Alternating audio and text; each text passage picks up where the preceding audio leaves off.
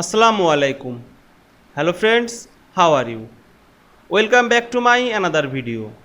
In this video, I am going to show you how to change the border color of a text box in Google Docs. Let's get started.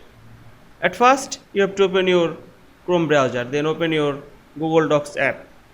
Then firstly select your text box and go to the edit option.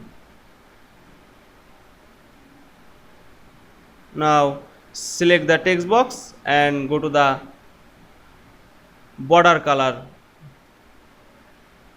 Here are many color of border. You can choose any color. Now I am change the border color. Again change the border color.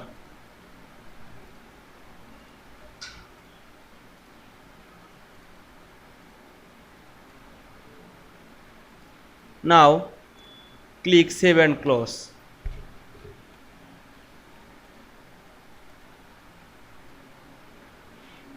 Here we can see change the border color of a text box in Google Docs very easily. I hope you enjoyed my video. Please like, comment, share and subscribe my channel. Thanks for watching.